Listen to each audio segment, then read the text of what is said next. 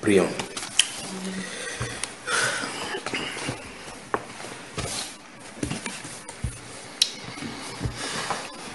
Tendre Père, nous voici au milieu de ta parole. Nous voici devant ta parole. Nous voici, ô Dieu de gloire, devant toi-même. Et nous comptons sur toi. Seigneur, tu connais nos cœurs, tu connais les désirs de nos cœurs, tu connais nos manquements, tu connais notre orientation et nos aspirations. Seigneur, nous recommandons cette nuit entre tes mains, Père de gloire. Merci pour ta présence, merci Père de gloire pour tes bienfaits dans nos vies. Merci pour tout ce que tu nous montres, merci pour tes orientations. Merci au Dieu de gloire, comme tu nous conduis, Père de gloire, comme ce grand berger dont tu nous as parlé. Seigneur Dieu de gloire, nous sommes derrière toi et nous te suivons partout où tu veux que nous passions. Nous nous recommandons donc entre tes mains, que tu nous guides selon ta volonté. Au nom du Seigneur Jésus-Christ de Nazareth. Et je prie, Père de gloire, que tu bénisses cette maison ici à Casablanca. Tu bénis les personnes qui vont y entrer. Tu bénis les personnes qui y sont. Tu les bénis, Père de gloire, selon le désir de leur cœur, au nom du Seigneur Jésus-Christ. Amen. Amen. Que Dieu vous bénisse. Amen. Dieu vous bénisse. Wow. Donc, je suis à votre service. Minuit 20. Qu'est-ce qu'on fait? Minuit 20. Dans le temps que tu cherches la question, on prend une question ici. D'accord, ma soeur? Ou bien question des... Comment ça s'appelle? Jacques Bissan. Jacques Bissan, oui, la question. Dieu te bénisse abondamment pour tout ce que tu fais pour le corps de Christ. Je suis très passionné par vos enseignements qui m'éclairent sérieusement. Par rapport à l'enseignement sur les deux postérités, la Bible dit que elle va manger le fruit à donner à son mari. Cela veut-il dire que Adam a aussi fait le sexe avec le serpent? C'est le cas selon mon entendement. De même que le serpent a mis sa semence dans la femme, sûrement ce serpent va laisser quelque chose aussi dans l'homme. Ceci a créé alors un mélange de semences chez l'homme, mélange de semences de l'homme et semences de serpent. Et l'homme a la possibilité de mettre au monde à la fois des enfants destinés et des enfants non destinés. Pourrais-je avoir un éclaircissement dessus? Quand est-ce que vous viendrez au Togo? Quand est-ce que Dieu te bénisse? C'est le frère Bissan Bakcha Jacques. Donc, nous disons bonsoir au frère Bissan Bakcha et Jacques du Togo et nous profitons pour saluer tous ceux du Togo qui nous écoutent et du Bénin voisin. Donc, je recommence encore, c'est amusant, c'est amusant et c'est intéressant et c'est une question qui montre que les gens n'ont pas bien suivi cet enseignement. Bonsoir, Dieu te bénisse abondamment pour tout ce que tu fais pour le corps de Christ. Je suis très passionné par vos enseignements qui m'éclairent sérieusement. Par rapport à l'enseignement sur les deux postérités, la Bible dit que Ève a mangé le fruit et a donné à son mari. Cela veut-il dire que Adam a aussi fait le sexe avec, avec le serpent?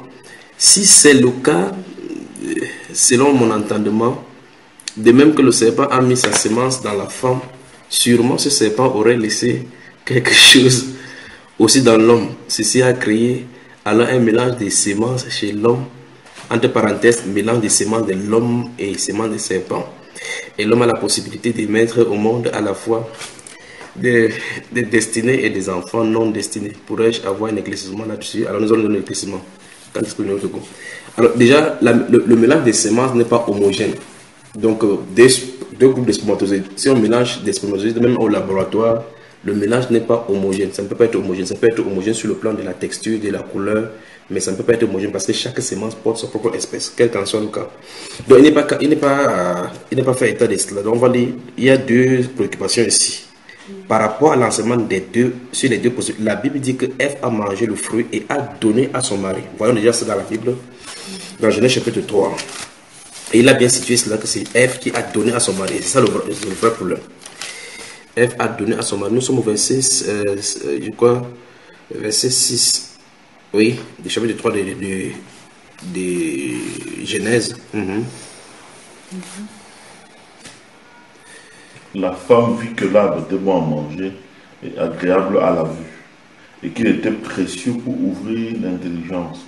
Elle prit de son fruit et en mangea. Elle en donna aussi à son mari qui est trop près d'elle, et il en mangea. Voilà. Donc la Bible nous dit ici qu'elle prit de son fruit. Donc c'est du fruit de l'arbre qu'elle a mangé. qu'elle a consommé. Vous voyez, elle a mangé du fruit de l'arbre. Or, elle n'a pas donné de l'homme n'a pas allé prendre avec, n'est pas allé prendre de l'arbre. C'est elle qui a donné le fruit à son mari. La Bible déclare qu'elle prit de son fruit et en mangea. Elle en donna aussi à son mari. Vous voyez? Donc, ça veut dire qu'elle a mangé. L'arbre, c'est établi dans cet enseignement-là que c'est une personne, c'est une créature. Donc, elle prit de son fruit. Donc, des rapports qu'elle a eu là-bas, elle s'est tournée vers son mari, fait le même rapport. C'est le langage biblique. Donc, elle s'est tournée vers son mari pour appliquer ce qu'elle a appris de ce côté-ci.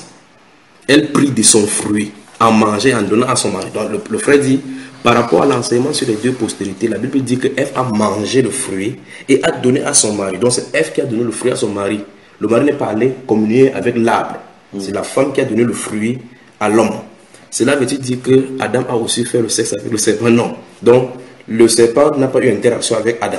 Il a eu interaction avec Ève. Ève est venue apprendre à Adam ce qu'il a reçu de l'arbre.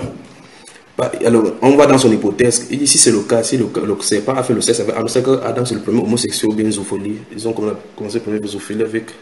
Si c'est le cas, en analysant le cas, donc on va, selon mon entendement, de même que le serpent a mis sa semence dans la femme, sûrement ce serpent aurait laissé quelque chose aussi dans l'homme. Donc nous voyons effectivement que d'après la science, et ce qui est explicable, la semence de l'homme, ou bien la semence de toute créature mâle, se mixe seulement et féconde seulement avec la semence femme, entre guillemets, semence pour les femmes, c'est-à-dire qu'avec l'œuf féminin. Donc l'œuf est produit chez le féminin et la semence est produite chez le mâle. C'est uniquement dans ces conditions-là qu'il y a mixité. Ils se fondent pour être un tout. Donc un apport de la part de l'homme, un apport du mâle et un apport de la part du femelle. C'est ça qui fait la mixité. Les semences mâles ne peuvent pas se mixer, tant bien que les ovaires d'une femme et une autre ovaire ne pourront pas se mixer. Donc si le serpent avait mélangé sa semence avec Adam, ça n'aurait pas été mixé. Et même plus, dans l'homme ne se trouve pas un endroit où le spermatozoïde habite. Le spermatozoïde est sécrété à un moment donné, bien produit par le corps. Lorsque l'hypophyse engendre ce désir-là et puis ça commence à produire, à se sécréter dans la bourse, ainsi de suite, dans le canon. Alors, nous voyons effectivement que la semence n'est pas un endroit déposé où si le semence de l'homme va venir, des serpents va venir le trouver à l'intérieur, comme dans un gobelin, on verserait une autre eau sale sur une eau propre. Donc, c'est pas comme ça. Les semences sortent pour aller trouver de l'ovaire. C'est à cet instant-là que produit la semence du serpent. La rencontre entre les deux styles de gamètes, la gamète mâle et la gamète femelle. Donc, pour mon frère, notre frère, Bacha de Jacques de Togo, il n'en est rien. Donc, Adam n'a pas eu l'interaction avec le serpent. C'est la femme qui a été intermédiaire avec le serpent et elle a donné à son mari. On dit qu'elle en a donné à son mari, elle n'a pas donné de l'arbre, elle a donné du fruit. Remarquons encore bien ce verset. Verset 6 dit, la femme vit que l'arbre était bon à manger et agréable à la vue. L'arbre était bon à manger. Vous remarquez très attentivement. La femme vit que l'arbre était bon à manger. L'arbre était bon à manger. L'arbre était bon à manger. L'arbre était bon à manger. L'arbre était bon à manger. L'arbre était bon à manger. L'arbre était bon à manger. Le fruit, pas le fruit. L'arbre est agréable à la vue. Et agréable à la vue. L'arbre était bon et agréable à la vue. L'arbre était bon et agréable à la vue. L'arbre était bon. L'arbre, pas vrai? L'arbre. Et qu'il était précieux pour il. Il était bon pour la femme vit que l'arbre était bon. L'arbre est bon à manger. L'arbre est agréable à vue. L'arbre était précieux pour ouvrir les yeux. L'arbre, pas le fruit. L'arbre, pas le fruit. L'arbre, pas le fruit. L'arbre, pas le fruit. Il en prit de son fruit. De la communion de cette connaissance-là, a donné le rapport sexuel et s'est tourné maintenant pour apprendre cela. Viens, je vais te montrer ce que ça fait. Elle prit de son fruit. Donc, par la suite de la communion, elle a mangé, elle a consommé, ils ont communié ensemble. Elle prit de son fruit. Dans cette communion-là, dans cette séduction, le regard, l'intelligence, quelque chose s'est passé, s'est tourné vers son mari, elle en donna ce qu'elle a appris, le fruit de l'arbre, ce qui sort de l'arbre. Ce n'est pas le fruit qui est le rapport sexuel. Ce n'est pas le fruit qui est le rapport sexuel, parce que ça ne produit pas, l'arbre, la connaissance bien ne produit pas le rapport sexuel. C'est quand même terrible ça. Donc je crois que c'est déjà expliqué dans... Si vous n'avez pas écouté, il faut réécouter donc cet enseignement, les 7 enseignements sur les deux postérités sur la chaîne YouTube Bamba Iba. Je crois que c'est fini avec les questions. Oui. Que tu es en train de parler. Oui. Dans pour bien expliquer encore, parce qu'effectivement, voici un point qui dérange beaucoup de personnes sur cette question de la semence du serpent. Galates 5. Oui. Galates, c'est juste pour ajouter pendant que tu es en train de dire ce passage que vous avez l'esprit pour expliquer. Galates 5, verset 19. Verset 19. Or, les œuvres de la chair sont manifestes. Ce sont l'impudicité, l'impureté, la dissolution. Je peux m'arrêter là. Et on voit bien que dans le verset 22, mais le fruit de l'esprit, c'est l'amour, la paix, la joie, la patience, la bonté, etc. etc. Donc, effectivement, c'est un peu plus encore clair de voir que le fruit n'est pas le rapport sexuel, mais le fruit, c'est la manifestation de ce qui est sorti de là-bas. Ce qui est sorti de là-bas. Et ici, là, on nous parle quelles sont les œuvres de la chair, sachant que, bien entendu, la chair n'est que la résultante de Satan. Donc, vous pouvez dire également que c'est les fruits de la chair. Ce sont les fruits de la chair qui sont ici, dont l'impudicité. Ce qui est dit par un docteur, donc on ne pourra pas dire moins. Donc Geneviève qui demande à ce qu'on Joseph, je crois qu'elle est au Canada, elle demande quand est-ce qu'on viendra au Canada, quand Dieu voudra. On a reçu ton email et je vais prier pour toi comme tu as réclamé. Donc je vais prier pour toi, ma soeur ou bien mon frère, que Dieu vous bénisse, que Dieu vous bénisse, que Dieu vous bénisse. Alors on se tourne de ce côté-ci pour prendre des questions maintenant. Excusez-moi. Oui, tu peux. Oui, ma soeur. Parce que ça, moi, c'est un point qui. Je réfléchissais toujours beaucoup dessus. Oui. Donc, pour bien comprendre, ça veut dire quand on dit que l'arbre. La femme dit que l'arbre était bon à manger et agréable à la vie et qu'il était précieux pour l'intelligence, ça veut dire que c'est d'ici, en fait. Oui. Dans cette partie. C'est ce contenu là-dedans. Exactement, la Bible déclare qu'ils sont consommés là-bas. Donc, le verset 6, verset 7, c'est contenu là à l'intérieur. Verset 7 dit, ma soeur. Les yeux de l'un et de l'autre s'ouvrirent. Donc, ça veut dire que ça s'est déjà passé.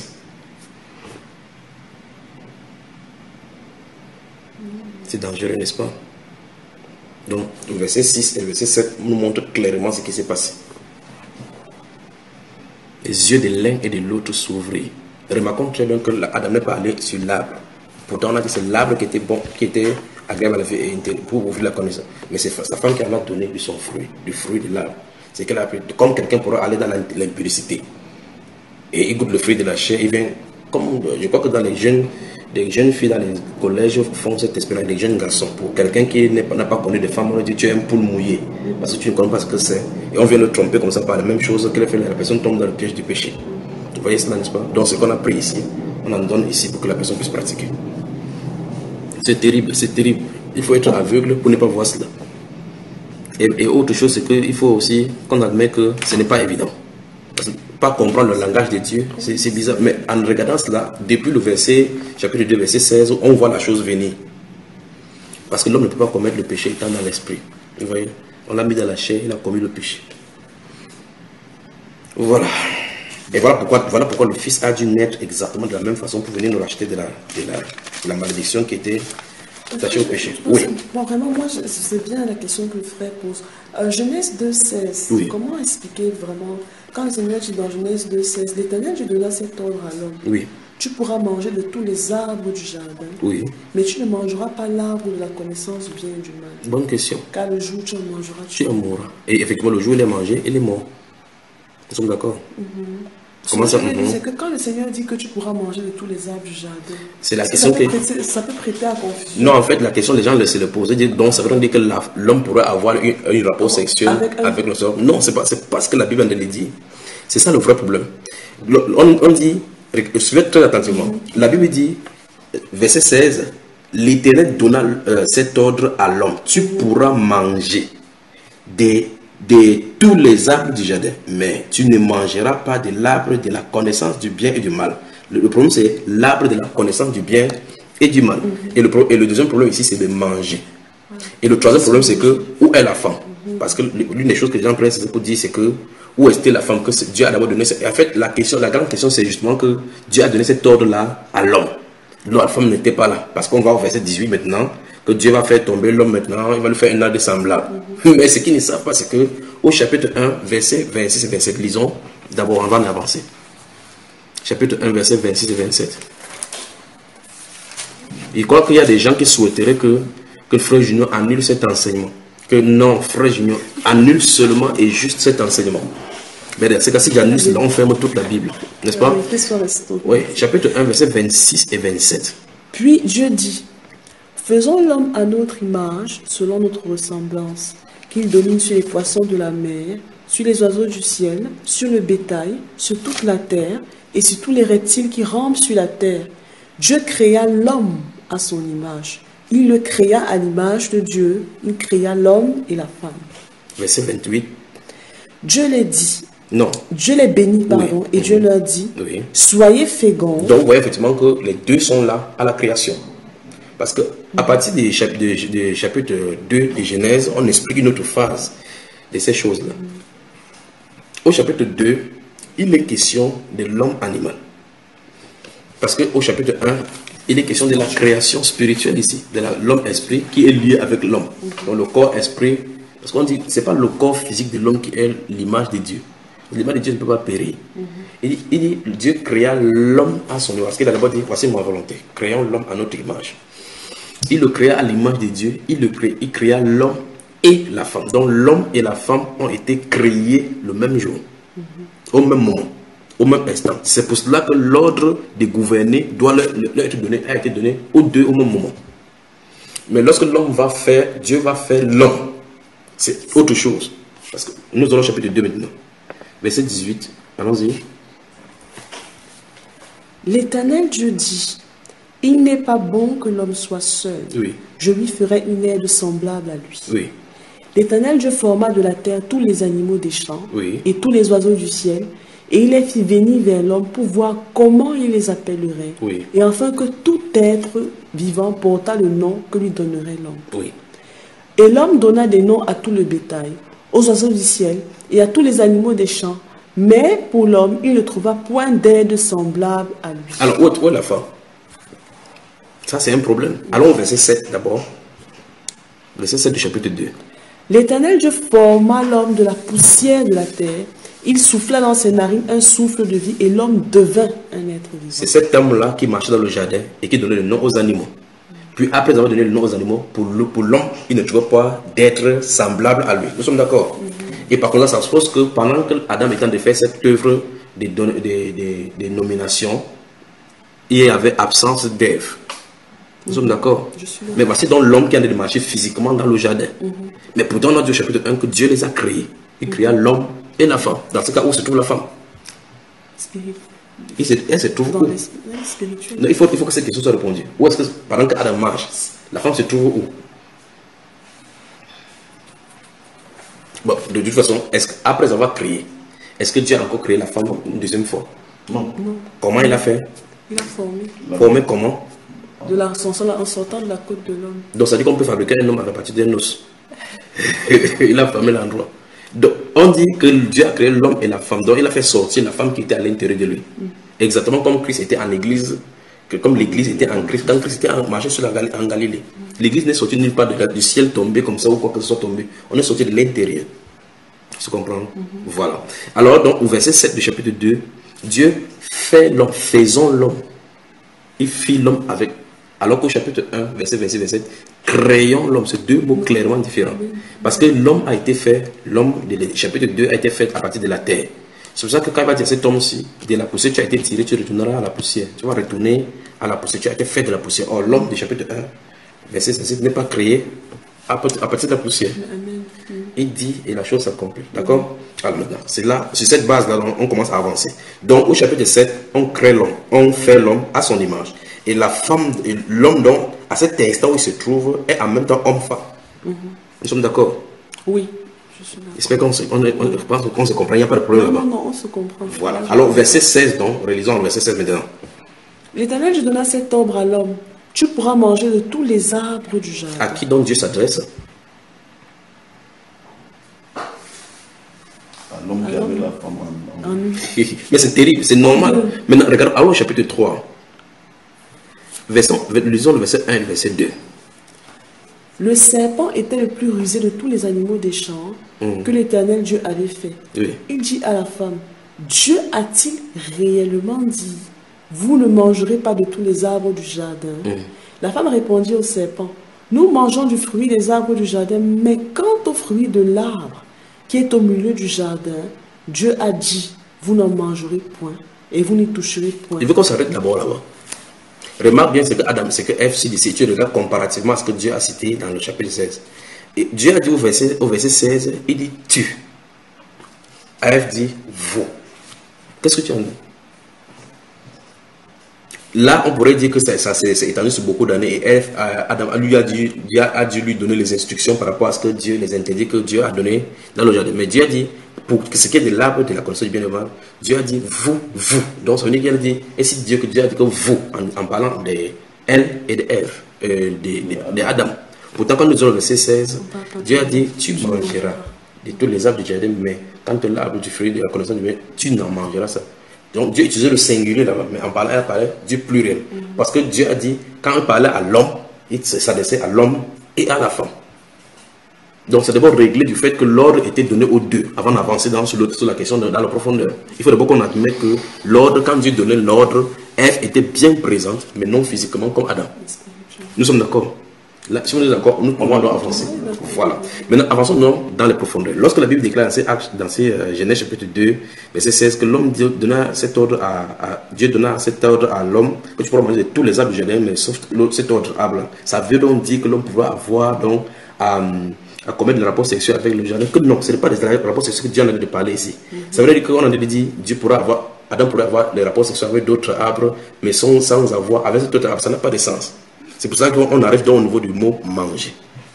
C'est là, donc, après avoir expliqué le fait que Dieu parlait aux deux, les deux étaient là-bas, on a évacué cela. Maintenant, il faut évacuer le problème en ayant résolu le problème de l'arbre de la connaissance du bien et du mal. Lorsqu'on résout l'arbre de la connaissance du bien et du mal, on admet donc que manger, ce n'est pas au sens propre du terme.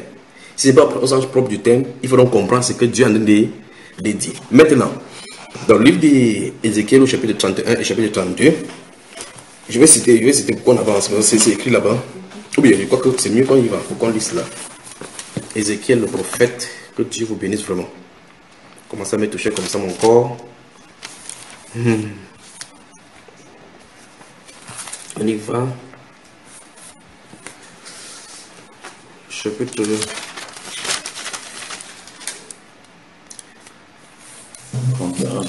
Prenons chapitre 31, ouais. 31. Regardez à partir du verset 11, allons-y. 31 à partir du verset 11. À partir du verset 1, lisons. Oui. La 11e année. À haute voix, ma soeur. La 11e année, le premier jour du 3e mois, la parole de l'Éternel me fut adressée en ces mots. Fils de l'homme, dis à Pharaon, roi d'Égypte, et à sa multitude, à qui ressembles-tu dans ta grandeur? Voici, la Syrie était un cèdre du Liban. Stoppons donc là-bas. Nous voyons effectivement directement qu'il commence à prendre. Il dit la Syrie était un cèdre du Liban. Le cèdre, c'est un style d'arbre. D'accord? Continuons. Ses branches étaient belles, Oui. son feuillage était touffu, sa tige élevée, et sa cime s'élançait au milieu des péramours. Oui. Les eaux l'avaient fait croître, l'abîme l'avait fait pousser en hauteur, des fleuves coulaient autour du lieu où il était planté, et on envoyait leurs canaux à tous les arbres des champs. C'est pourquoi sa tige s'élevait au-dessus de tous les arbres des champs. Voilà.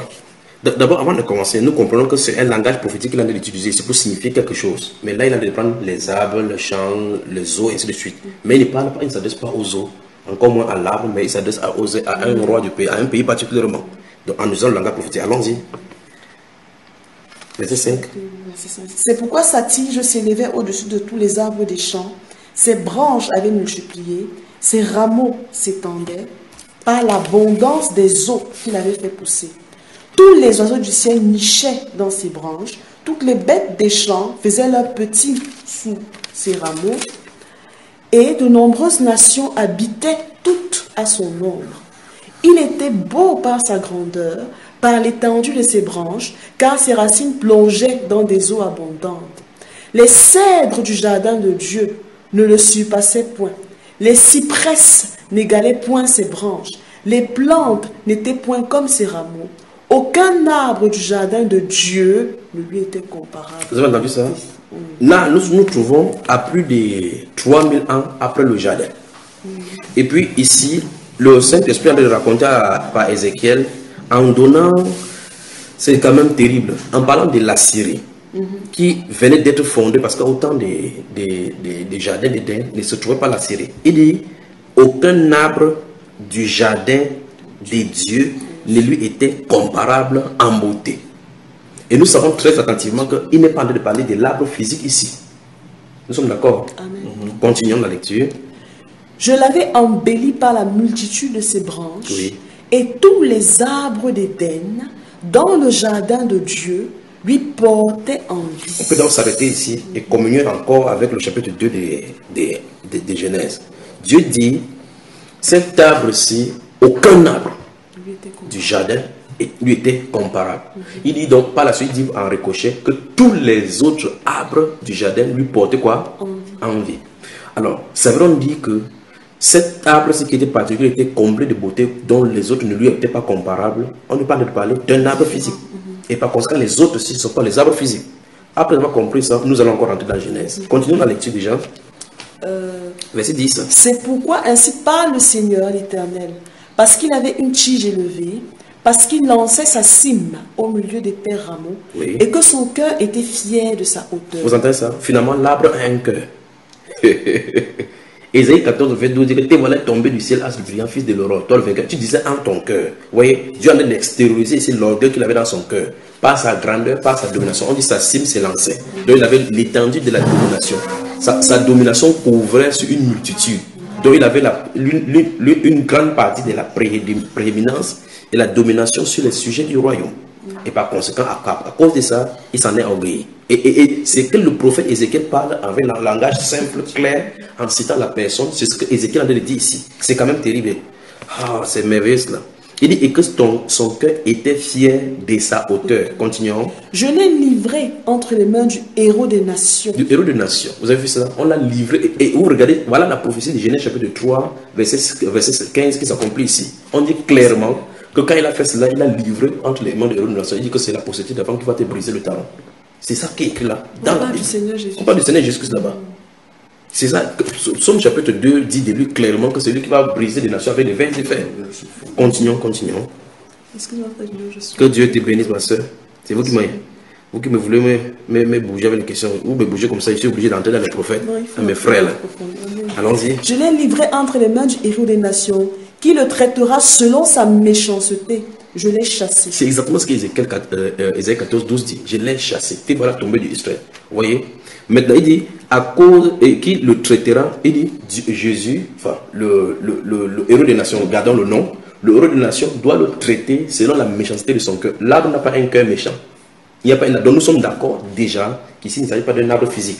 Voilà. Et cet arbre, ça a été livré, donc ce n'est que le héros des nations qui peut résoudre son problème. Parce qu'en fait, personne n'est légal, personne ne peut le combattre, c'est seul le héros des nations qui peut le combattre. Continuons, verset 12. Des étrangers les plus violents des peuples l'ont abattu et rejeté. Oui. Ses branches sont tombées dans les montagnes et dans toutes les vallées. Oui. Ses rameaux se sont brisés dans tous les ravins du pays. Donc la révélation de l'Écriture donne même partout où on les a dispersés, où ils se trouvent.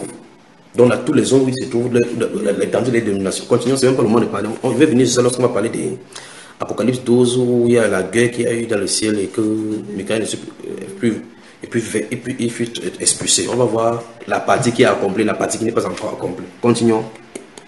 Et tous les peuples de la terre se sont retirés de son ombre et ils l'ont abandonné. Vous voyez cela? Donc ici, voilà une prophétie qui n'est même pas encore accomplie. Ézéchiel a écrit longtemps depuis. Vous voyez? On dit, et tous les peuples de la terre se sont retirés de son ombre et l'ont abandonné. Donc nous voyons effectivement un moment donné effectivement, où Satan n'aura plus la domination. Vous voyez là?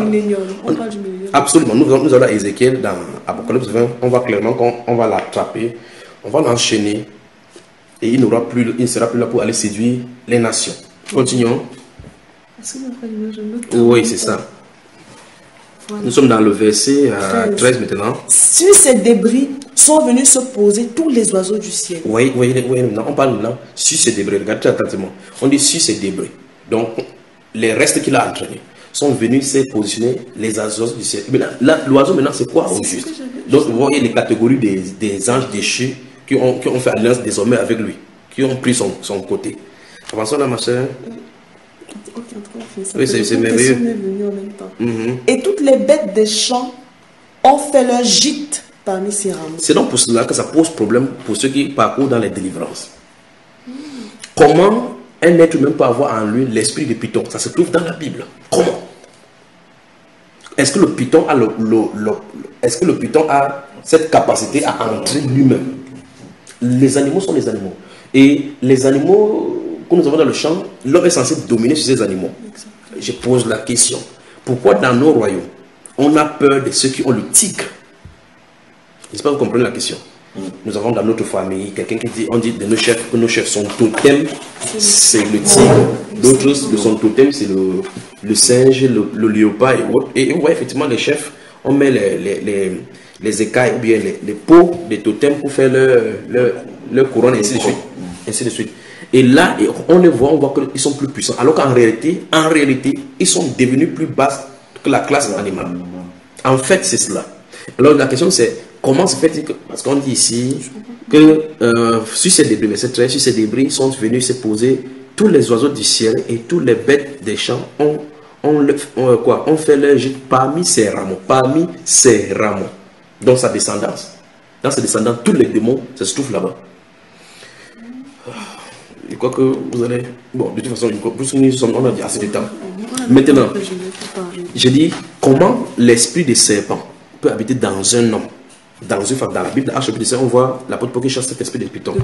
Le Python est censé remplir à terre, manger de la souris. Comment ça fait que ça se trouve dans l'homme au point de prophétiser? Le Python est plus à la capacité intuitive plus poussée que l'homme. Normalement que non. Donc en fait, ce n'est pas l'esprit de Python tel qu'on voit là-bas. C'est pas cela. Donc il y a des problèmes. Donc lorsque les animaux, lorsque ces créatures ont quitté, ils ont revêtu des formes diverses. D'autres sont des chiens, d'autres sont des vipères, d'autres sont des ceci et autres. C'est donc pour cela que les gens peuvent voir un démon dans le songe ou bien voir un démon apparaître physiquement. Normalement, ce sont des anges déchus. Quand un ange est déchu, et la Bible dit que Satan se présente souvent comme un ange de lumière. Donc il peut garder sa forme lumineuse. Qu'est-ce qui a fait de temps qu'il commence à voir d'autres, la tête du dragon, les mains du serpent, la queue de lion, ainsi de suite. Vous voyez comment cette métamorphose-là a été prévue parce qu'ils ont quitté la présence du Seigneur. Donc, ça veut dire qu'ils ont subi des métamorphoses sur le plan cosmique. Et par contre, il y a même des créatures qu'on n'a jamais vues, qu'on ne peut pas imaginer. Continuons la lecture ici. Avant qu'on parle des choses qu'on dit que c'est le sorcier là. Verset 14. Afin que tous les arbres près des eaux n'élèvent plus leurs tiges. Qu'est-ce qu'on a dit maintenant?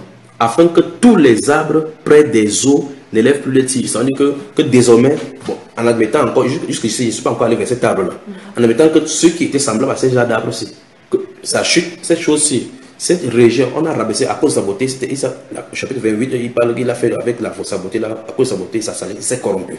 Quand il est descendu plus bas au stade de l'animal, avec ce qui lui est arrivé, on dit donc les autres arbres vont voir cela, ils ne vont plus, personne n'aura plus jamais cet orgueil. Donc Dieu a prophétisé qu'aucun ange ne pourra plus avoir ce style d'orgueil que Satan a eu. C'est ce qu'il avait dit ici. On continue là, on continue là, on dit. Et qui ne lancent plus leur signe au milieu des pères rameaux. Des pères rameaux, dans la multitude des anges. D'accord? Continuons. Afin que toutes les chaînes arrosées d'eau ne gardent plus leur hauteur. Donc ça veut dire que même comme ils sont couverts par la gloire de Dieu, ils ne vont plus garder cette même hauteur là que Satan avait. Continuons. Car tous sont livrés à la mort aux profondeurs de la terre. Oui. Parmi les enfants des hommes. Vous voyez là où ça se trouve, non? Donc ils sont descendus au point où, maintenant les enfants corrompent les démons. Quelqu'un a l'esprit de divination, il est content parce qu'il corrompt la divination. Il ne sait pas que celui-là qui a été déchu est au-dessous de lui, en principe. Les démons, puisque la Bible donne le pouvoir sur les démons. Alors que ce n'est pas le cas. Nous n'avons pas le pouvoir, par exemple, sur les anges. Les anges sont supérieurs à nous en puissance. Vous voyez cela? Mais du côté de l'ange déchu, l'Église a reçu l'autorité. Parce qu'en fait, là où nous nous trouvons maintenant, Éphésiens chapitre 2, c'est, je peux le dire, n'est-ce pas? Ouais, sans crainte, parce que l'écriture. Éphésiens chapitre 2, verset 6 nous dit, nous sommes ressuscités ensemble avec Christ, nous sommes assis ensemble avec lui dans le lieu céleste. Et nous sommes dans le lieu céleste. Si nous sommes dans le lieu céleste, quel que soit le démon, en réalité, il se trouve sous nos pieds. Parce que Christ en haut, alors ce sont tout ce qui est comme domination, autorité, se trouve sous ses pieds. Et par conséquent, sous le pied de Jésus, c'est le pied de l'Église. Parce que la Bible déclare qu'il est la tête, nous sommes le corps. Par conséquent, toute puissance infernale a été soumise à l'Église. Fondamentalement, nous avons la victoire. C'est ça, la vraie chose. Alors, ici, il dit, car tous sont livrés à la mort aux profondeurs de la terre parmi les enfants des hommes. C'est pour ça que Isaïe, lorsque Isaïe va voir cette chute-là, il va dire que les rois de la terre, oui, tous reposent dans leur sépulcre, mais toi, tu as été rejeté loin de tien. Tu n'es pas réuni à ton peuple.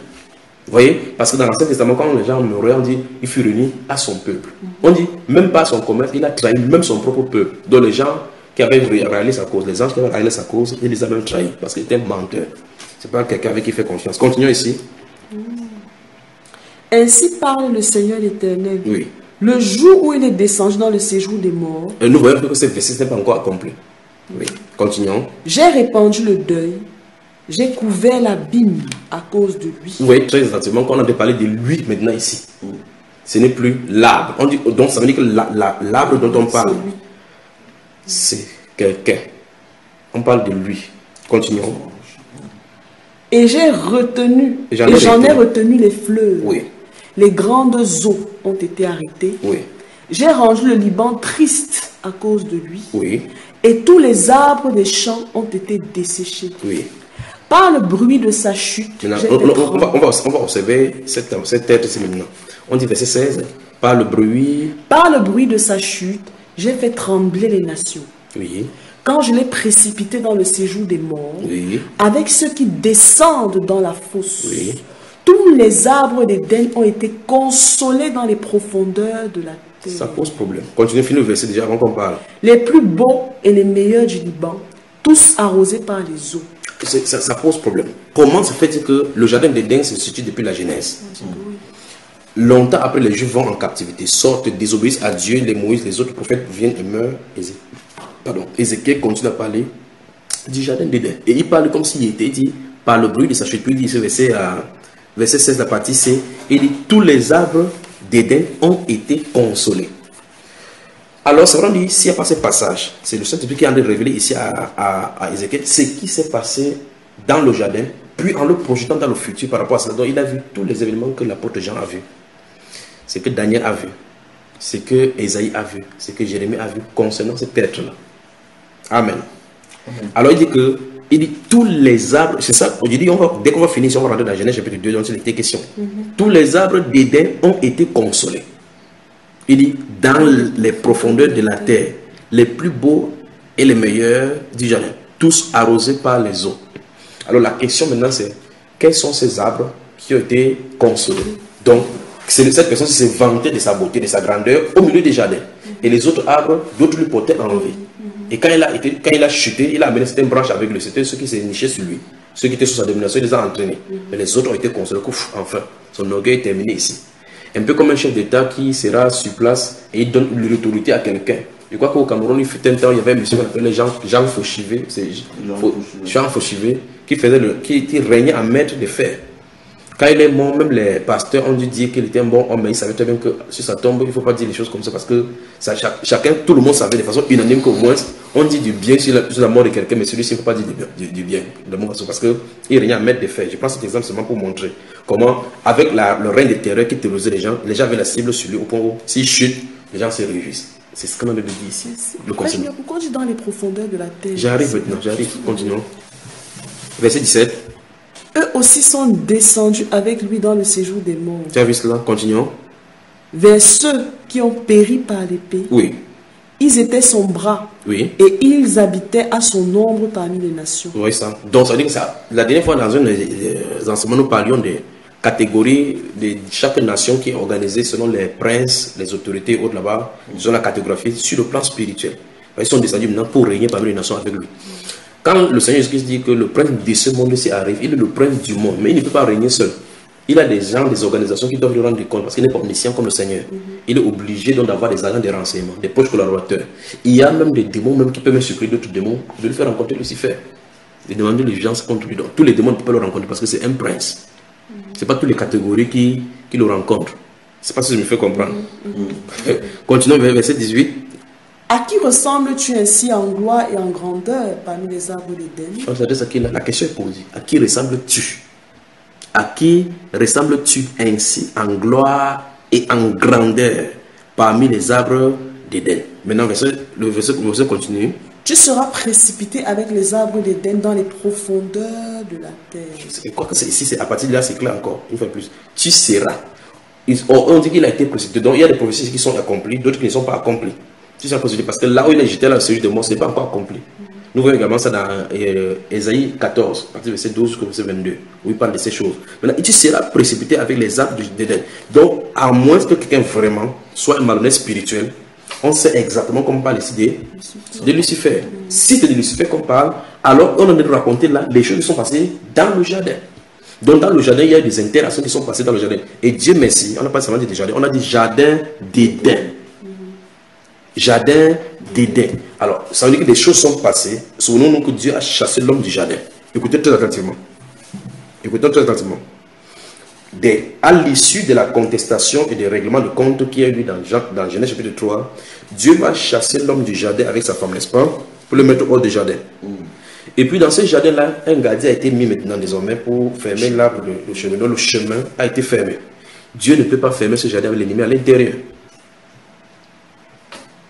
Nous sommes d'accord? Oui. Dieu ne pouvait pas fermer le jardin pour qu'on garde la chose avec l'ennemi à l'intérieur. Dans ce cas, où est-ce que se trouve-t-il alors? Précipité. Tu seras précipité avec les arbres d'Éden dans les profondeurs de la terre. Tu seras couché au milieu des incirconcis avec ceux qui ont péri par l'épée. Voilà Pharaon et toute sa multitude, dit le Seigneur l'Éternel. Donc, on a de s'adresser à un arbre, ils n'ont pas de Pharaon. Je pose la question, Pharaon était à l'Éden? Non. Donc c'est son type là-bas. C'est donc pour cela qu'il pouvait s'opposer à Moïse face à face. Dieu a dû déléguer, donc c'est pour cela que Dieu a dû déléguer Moïse comme étant Dieu pour Pharaon. Vous voyez cela, n'est-ce pas? Voilà, maintenant, on résume maintenant. Dans le jardin se trouvaient des arbres que les hommes pouvaient manger de leurs fruits. Des arbres naturels. Non, c'est pas qu'il a dit naturel, on n'a pas dit naturel, c'est ça que je suis dans le rêve. Dans le jardin se trouvaient les arbres dont l'homme pouvait manger son fruit. Mais il y avait un arbre parmi ces arbres dont il devait faire attention, il ne devait pas manger de son fruit. Ça veut dire clairement, avec ce qu'on a lu dans Ézéchiel chapitre 31, que Dieu avait donné libre cours à l'homme de collaborer, de communier avec les anges, mais faire attention avec celui-là. Je crois que ça devait être un peu plus clair là maintenant. Donc celui-ci, parce que le jour où vous allez vous aventurer vers lui, il va vous corrompre. Les autres, c'est parce qu'en fait, les autres portaient en vie avec sa sagesse. On dit clairement dans Ézéchiel 28, verset 12 et suivant, que par sa sagesse, il a corrompu à cause de sa beauté. C'est à cause de sa beauté. Personne n'a égaré ni en gloire, ni en beauté. Amen. Donc en réalité, il ne s'agit pas dans Genèse chapitre 2, verset 16 là, avec cela. Bien que si vous lisez le chapitre 2, le verset 9, vous allez voir effectivement qu'il y a des arbres fruitiers qui ont été plantés là-bas. Mais au verset 17, le verset 16, 17 et 18, il ne parle pas de la même chose. Parce que dans le chapitre 1, Dieu a donné à l'homme le fruit de tous les autres de manger. Il a déjà dit cela. Mais ici, là, il n'est pas spécifiquement. Oh mon Dieu, lisons encore cela. Chapitre 2, verset 9. Allons-y. L'Éternel Dieu fit pousser du sol des arbres de toute espèce, agréables à voir et bons à manger. Oui. Et l'arbre de vie au milieu du jardin. Oui. Et l'arbre de la connaissance du bien et du mal. Donc nous voyons effectivement, c'est là, la Bible déclare que c'est Dieu. Il a la capacité de cacher des choses.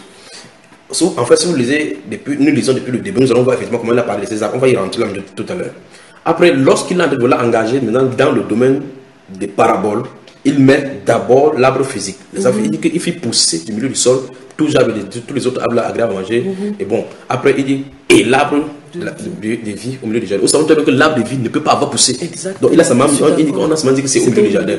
C'est vraiment dit, Dieu a fait le jardin où il y avait les fleurs et autres là-bas. Et en plein milieu, il dit, les êtres principaux dans ce jardin-là étaient l'arbre de vie et l'arbre de la connaissance. C'est ce que Dieu vient de dire. Et puis il va continuer avec l'histoire maintenant, en racontant maintenant que, ok, quand les hommes étaient à l'intérieur, avec ces deux êtres principaux qui étaient à l'intérieur, Dieu a donné cet ordre-ci à l'homme, collaborer avec d'autres, enfin, c'est un langage simple pour qu'on puisse comprendre ce qu'on a dit là-bas. Voici les deux êtres principaux. L'arbre de la connaissance il ne pointe personne. D'accord? Donc il y avait deux là. L'arbre de la connaissance du bien et du mal et l'arbre de la vie au milieu du jardin. Quand on dit au milieu, ça ne veut pas dire que si on calcule le périmètre du jardin, c'était au milieu, c'est placé au milieu. Non. Ça veut dire que ce sont les gens qui avaient la primauté. Donc ils étaient parmi eux. D'accord? Parce qu'on dit milieu, ça ne veut pas dire que le milieu, c'est table, c'est là. C'est pas ce que ça veut dire. Ça ne veut pas dire qu'au centre du jardin, parce que d'autres versets, d'autres traductions utilisent au centre du jardin. Centre, ça ne veut pas dire à égale distance. Ça veut donc dire que c'était le plus en vue. C'était l'objet d'attraction principal. C'était les personnages les plus en vue. Voilà.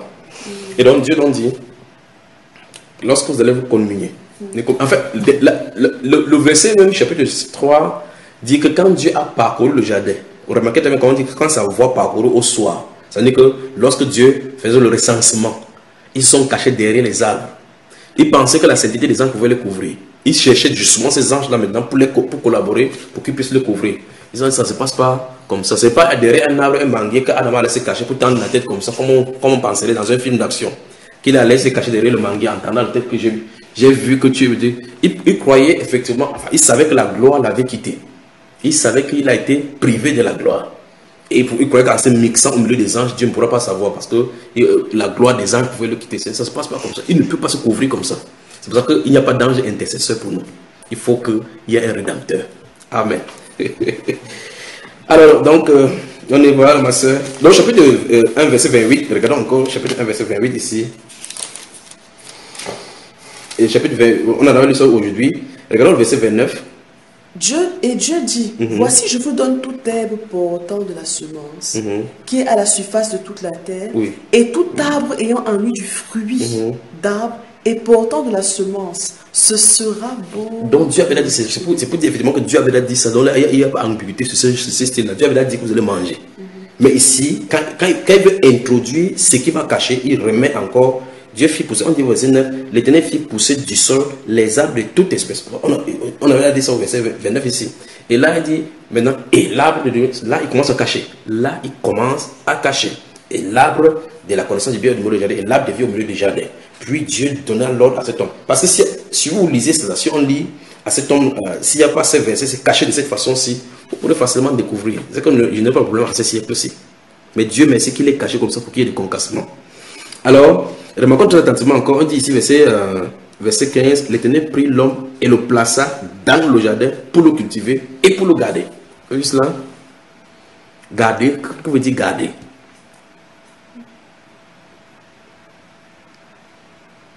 Que veut dire garder? Garder, je crois que c'est un mot qui cultiver, garder. C'est un mot qui a trait à. J'avais fait des recherches dessus. Qui a trait à la surveillance. À la surveillance. Bon. À paître. Oui. Comme un pasteur paîtrait. Voilà. Bon. Maintenant, si on surveille, si on fait paix, si on surveille, parce que le type du surveillant même c'est le berger. Donc en fait, Adam même c'est le premier berger. Alors il pose la question, s'il surveille le jardin, de quoi? Si on est dans la perfection, de quoi est-ce qu'il devait surveiller? Ce verset-là veut dire en toi de fond que Dieu savait qu'il y avait un ennemi dans le jardin. Et c'est pour ça qu'au verset suivant, il va commencer à dire fais attention. Au verset 15 dit, le but que tu as ici, c'est pour cultiver ce jardin et le garder. Ça veut dire que tu as la responsabilité. S'il y a n'importe quoi, c'est à toi qui viens demander. La preuve, quand ça s'est passé, il n'est pas venu, il n'a pas appelé Adam, il n'a pas appelé Ève, il n'a pas appelé le serpent, il a d'abord appelé la personne à qui il avait remis la garde. Qu'est-ce qui s'est passé? Adam, où es-tu? Il n'a pas appelé personne, il n'a appelé personne d'autre. C'est lui qui l'appelle parce que la responsabilité du jardin lui était donnée. Vous voyez cela est. Mais dans la Bible déclare dans ce verset 15 que l'Éternel prit l'homme. Regardons en traitement. L'Éternel prit l'homme et le plaça dans le jardin d'Éden. Qu'est-ce que ceci veut dire? Qu'est-ce que ceci veut nous dire?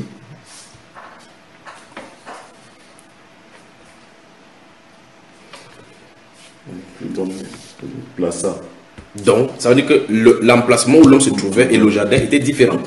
Et par conséquent, l'homme n'a pas été fait avec la terre du jardin. Il a été fait quelque part, il a été transporté dans le jardin. C'est donc pour ça que quand il a fait, remarquons, quand il va le chasser, allons-y au chapitre. Nous sommes où? Chapitre 3 maintenant, allons-y au chapitre 3.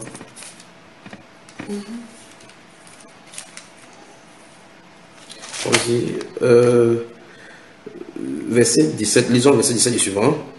Il dit à l'homme, puisque tu as écouté la voix de ta femme et que tu as mangé de l'arbre au sujet duquel je t'avais donné cet ordre, tu n'en mangeras point. Le sol sera maudit à cause de toi. C'est à cause de peine que tu en tireras ta nourriture tous les jours de ta vie. Il te produira des épines et des ronces, et tu mangeras de l'herbe des champs. C'est à la sueur de ton visage que tu mangeras du pain, jusqu'à ce que tu retournes dans la terre d'où tu étais pris, car tu es poussière, et tu retourneras dans la poussière. Verset 23. Verset 23. Et l'Éternel Dieu le chassa du jardin d'Éden pour qu'il cultivât la terre d'où il avait été pris. Donc le jardin a été fermé. Donc nous voyons que clairement, ce n'est pas dans la terre du jardin qu'il a été pris. C'est un autre domaine là maintenant. Pour dire des choses, le jardin, c'est ce que c'est. Alors donc, Dieu l'a fait sortir du jardin. Et quand il a fait sortir, verset 23, on dit que c'est ainsi qu'il chassa Adam et mit à l'orient du jardin d'Éden les chérubins. Les chérubins qui agitent une épée flamboyante pour garder le chemin de l'arbre de vie. C'est terrible. Et donc, là, bon, je ne veux pas dire ceci, mais Dieu les a sortis du jardin. Il dit que pour qu'il ne pas cultiver la terre d'où il a été tiré. Donc, c'est là-bas qu'il a tiré. Il a été formé là-bas. Et il est allé là-bas, c'est là où il a mouru. Le jardin, c'est où là maintenant. Donc, c'est très bon, une très bonne recherche.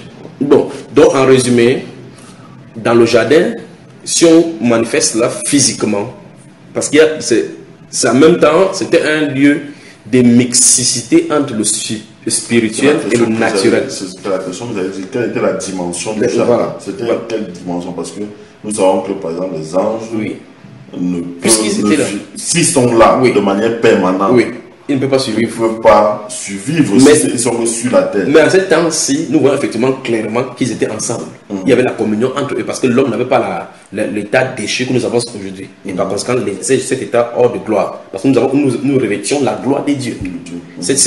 Tous ont péché, ils sont privés de la gloire de Dieu. Là, il y avait la présence parce que Dieu pouvait visiter, les gens pouvaient être là en même temps, il avait l'arbre de vie, la communion était là.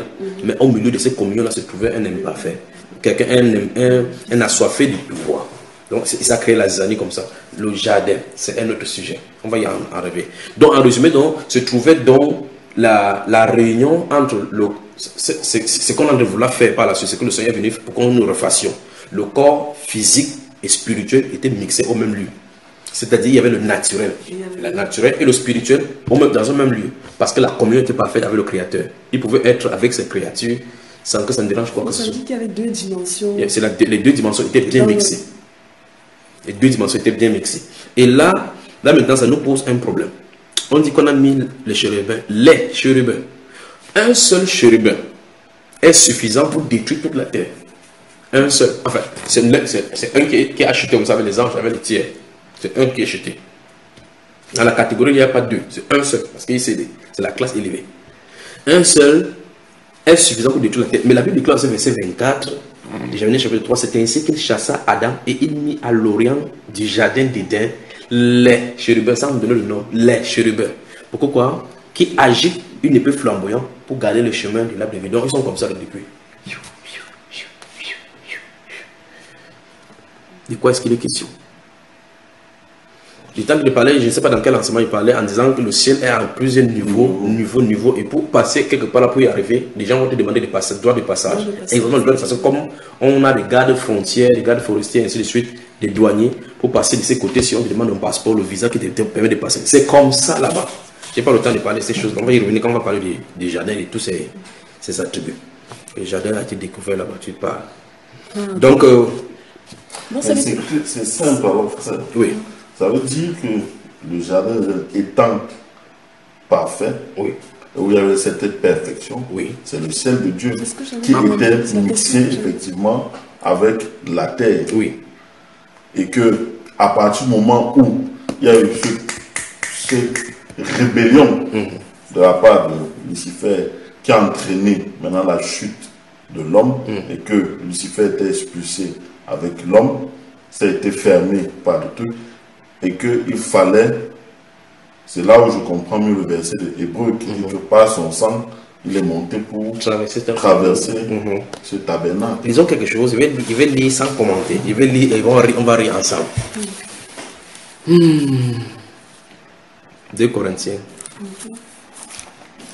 Disons 2 Corinthiens. Vous allez voir avec moi. Enfin, on va lire 2 passages. D'accord, on va lire 2 passages. Après avoir lu 2 Corinthiens, nous allons aller dans le livre de Matthieu. 2 Corinthiens. C'est terrible notre Bible. Terrible notre Bible. Que Dieu bénisse. 2 Corinthiens chapitre 12. 2 Corinthiens chapitre 12, à partir du verset 1. 2 Corinthiens chapitre 12, à partir du verset 1. Il faut se glorifier, cela n'est pas bon. J'en viendrai néanmoins à des visions et à des révélations du Seigneur. Je connais un homme en Christ qui fut, il y a 14 ans, ravi jusqu'au 3e ciel. Si ce fut dans son corps, je ne sais. Si ce fut hors de son corps, je ne sais. Dieu le sait. Et je sais que cet homme, entre parenthèses, si ce fut dans son corps ou sans son corps, je ne sais, Dieu le sait, fut enlevé dans le paradis. Souligné.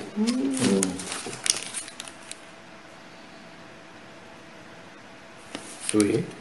Fut enlevé dans le paradis et qu'il entendit des paroles ineffables qui n'est pas permis à un homme d'exprimer. Oui. Je me glorifiais d'un tel homme, mais de moi-même, je ne me glorifierai pas. Bon, l'apôtre Paul parle de qui? Il parle de lui-même. Ok, alors on va arranger doucement. J'ai dit qu'on va lire 2 passages. On va lire ces passages, puis on va aller dans le livre de Matthieu. Non, dans le livre de Luc, d'accord? Maintenant, je pose la question. Combien de paradis y a-t-il? Un seul. Un seul, ok. Alors, nous continuons.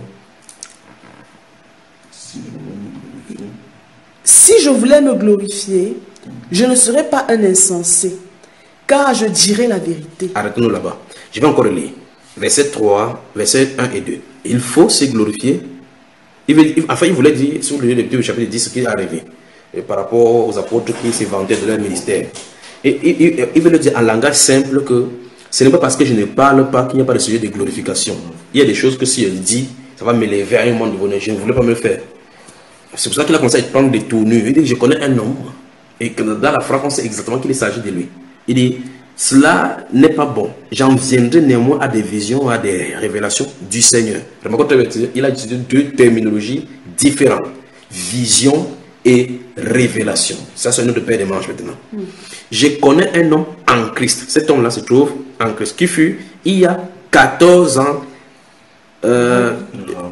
fut ravi jusqu'au 3e ciel. Jusqu'au 3e ciel.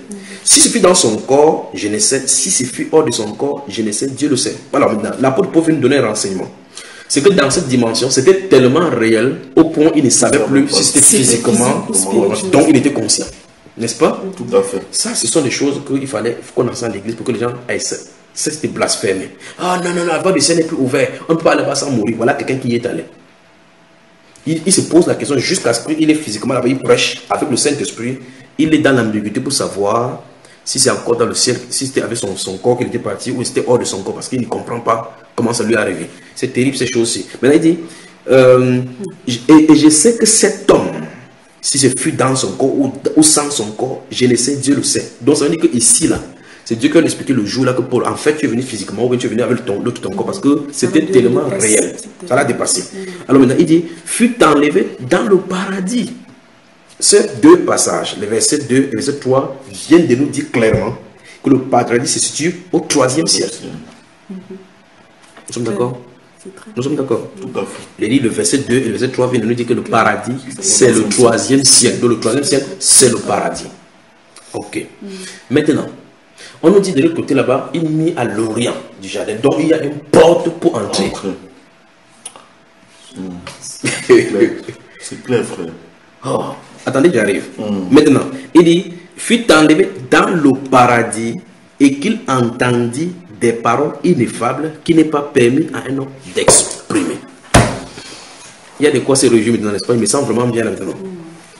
Alors, maintenant, ça suppose que l'apôtre Paul, je peux parler vraiment, l'apôtre Paul est entré au paradis, il a eu des révélations. Exactement. Donc il y a des choses qui, s'il dit, enfin, il n'y a même pas de mots pour expliquer ce qu'il a entendu, ce qu'il a vu là-bas, dans notre dimension, ça ne veut pas. Donc l'apôtre Paul est mort comme ça avec des choses qu'il a vues là-bas, sans dire à l'être humain. Parce qu'il ne peut pas expliquer. Dans Éphésiens chapitre 1, lorsqu'il a écrit quelque chose, alors c'est avant de rentrer avant d'arriver dans... On va arriver par la suite dans le livre de Luc, chapitre 23. Disons Éphésiens.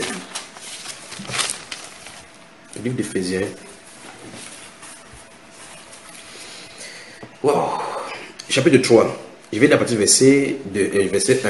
Regardez très attentivement ce qu'il dit. Quand vous lisez l'apôtre Paul, quand je le lis chaque fois, ah mon grand frère, regardons. À cause de cela, qu'est-ce qu'il a dit depuis le chapitre 1, vous savez tout ce qu'il a donné comme mystère. Il dit à cause de cela, moi, Paul, le prisonnier de Christ, pour vous païens.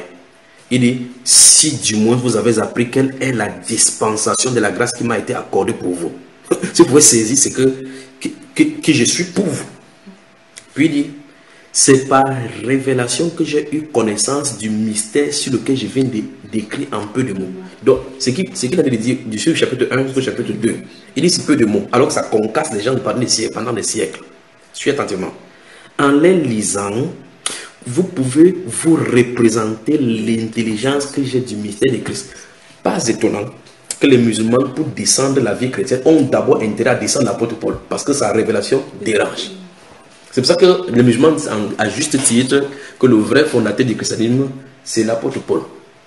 On commence à leur tenir son image qui était un ancien pharisien qui a dû raconter ceci, parce qu'il ne comprend pas ça, c'est pas pour tout le monde. Vous voyez, il dit, en les lisant, verset 4, vous pouvez vous représenter l'intelligence que j'ai du mystère de Christ. Il n'a pas été manifesté au Fils des hommes dans les autres générations, comme il a été révélé maintenant par l'Esprit aux saints apôtres et prophètes de Christ. Donc il vient de dire que Christ a ses apôtres, Christ a ses prophètes. C'est pour ça que l'Église doit avoir ces deux fondations. Parce que sans révélation au milieu de l'Église, c'est le dépérissement partout. C'est la pourriture. Nous en sommes. Puisse Dieu nous a suscité les apôtres. Puisse Dieu nous susciter des prophètes pour le corps. C'est pour ça que vous voyez, il y a des doctrines qui sortent en disant les apôtres sont terminés, les prophètes sont terminés. Toute la révélation a été donnée. Si toute la révélation a été donnée, j'aimerais bien que quelqu'un se tienne ici avec moi devant la Bible. Je lui pose deux questions de la Bible, s'il peut ouvrir la bouche pour répondre. Pour qu'il comprenne que la révélation n'est pas terminée. La révélation de l'écriture est terminée. La révélation de l'explication, ils doivent être là pour les édifier. Maintenant, ce mystère, c'est que, puis dans cela. Mais je veux que vous voyez la dimension qu'il dit. Il dit, en lisant ses écrits, on peut avoir une représentation de l'intelligence. Notre intelligence peut essayer de façonner que, cet homme, il a dû voir quelque chose. Maintenant, la parole, ce qu'il a dit dans ces 2 Corinthiens chapitre 12, il dit donc que, je connais un homme qui, il y a de cela 14 ans, fut ravi en esprit. Je ne sais pas si c'est avec son corps, c'est hors de son corps, je ne sais, Dieu le sait. Il a entendu des choses ineffables qui n'est pas permis à l'oreille de l'écrire. Si c'est hors de son corps, je ne sais pas, il fut ravi au paradis. Là où je veux l'arriver, c'est pour dire, quelqu'un qui est apôtre de Christ sur la terre a déjà visité le paradis, bien qu'étant sur la terre, sans être mort. N'est-ce pas, mon frère? Voilà. Alors maintenant, et il vient dans ses écrits, il nous désigne, ici il n'est pas mort avant de l'être, il nous désigne que le paradis, c'est le 3e ciel. Avant qu'il ne dise ça, personne ne savait. Tout ce que vous allez voir depuis la Bible, depuis la Genèse jusqu'à arriver ici, c'est que les cieux des cieux ne peuvent le contenir. Il y a les cieux et les cieux des cieux. Maintenant, allons-y, nous amusons. J'avais dit que nous allons lire 2 passages. Chapitre 23 de Luc. Or, ce sont des choses que nous lisons chaque fois. Nous les traversons. Maintenant, souvenons-nous encore, il y a une porte pour entrer. On y va, Luc chapitre 23. Verset 39 à 43. Qu'est-ce que ça dit, mon frère? Verset 39 à 43. Ça, c'est à la crucifixion du Seigneur Jésus. Il est écrit, l'un des malfaiteurs crucifiés l'injuriait, disant, n'es-tu pas le Christ? Sauve-toi toi-même et sauve-nous. Mais l'autre le reprenait et disait, ne crains-tu pas Dieu, toi qui subis la même condamnation? Pour nous, c'est justice, car nous recevons ce qu'ont mérité nos crimes. Mais celui-ci n'a rien fait de mal. Et il dit à Jésus, souviens-toi de moi quand tu viendras dans ton règne. Écoutez, et puis le Seigneur va donner une révélation avant de mourir. Continuons.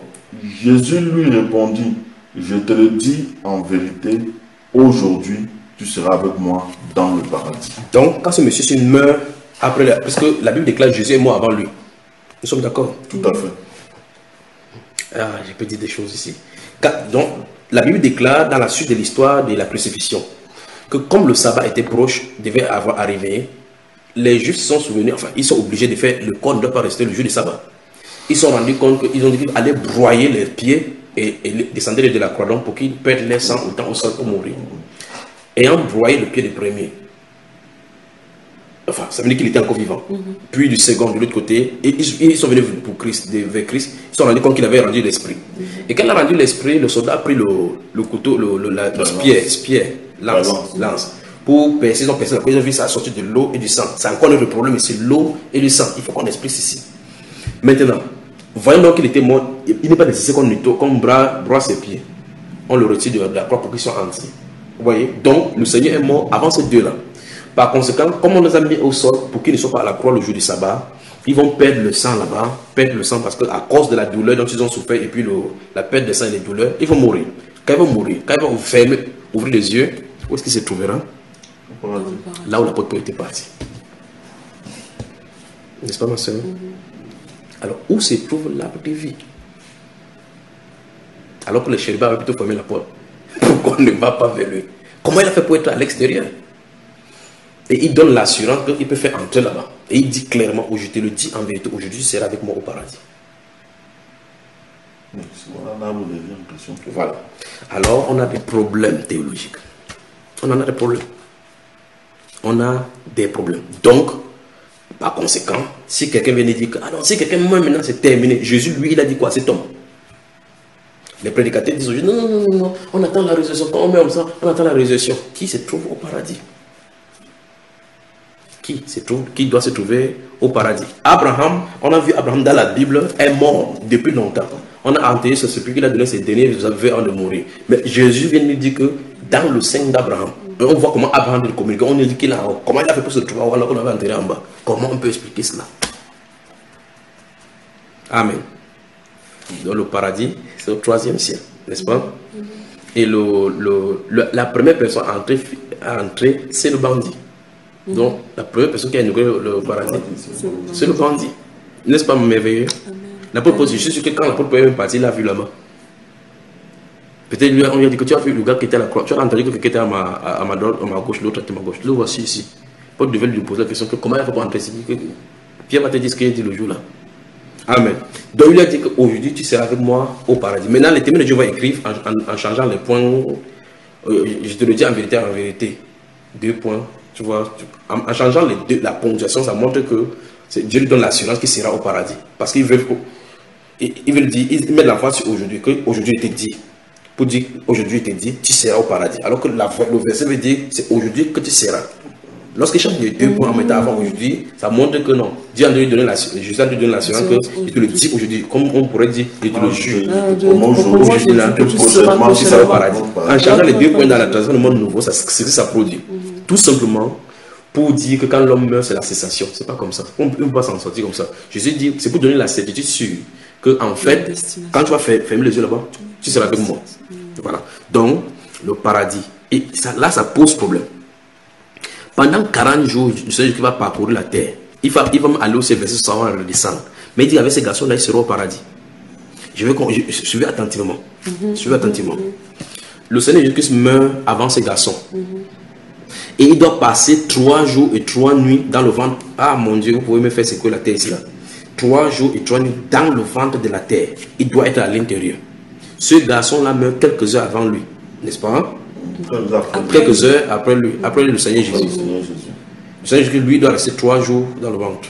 Quand le Seigneur Jésus, parce que quand le gars va mourir, Jésus a dit aujourd'hui. Donc, si le Seigneur Jésus est mort à 15 heures, le garçon meurt à 16 h 17 h, ils seront au paradis.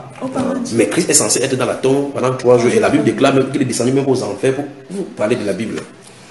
Le Seigneur Jésus était où finalement? Que Dieu vous bénisse. Mais donc, ça ne fait que confirmer sa divinité. Sa divinité, c'est ça justement, parce que quelqu'un qui est en même temps présent dans la tombe, en même temps présent sous la terre, en même temps présent au paradis, vous devez savoir qu'il est. Jésus-Christ est Dieu, en fait. C'est pour ça qu'avec ou sans la Bible, il est quand même Dieu. Nonobstant que les gens se posent la question, il est même son propre père ou quoi que ce soit, ce n'est pas le problème. Si le jour où tu vas savoir si un rameau peut en même temps être rejeton, tu vas savoir ce que le père peut être fils. Que Dieu vous bénisse, que Dieu vous bénisse. Amen. Remercions le Seigneur. Seigneur, nous te rendons grâce. Nous te disons merci pour tout ce que tu nous montres. Merci pour ta grandeur. Merci pour ta bienveillance. Merci pour tes révélations, Père de gloire, pour nous permettre de grandir dans ta parole. Dieu de gloire, Dieu du ciel, tu es le même lien aujourd'hui pour toujours. Merci Père de gloire parce que tu donnes ces choses-là afin que nous comprenions qui tu es, comment tu es grand, combien tu es grand. Seigneur, tu es notre roi, toi qui nous conduis. Merci Père de gloire pour ta réponse.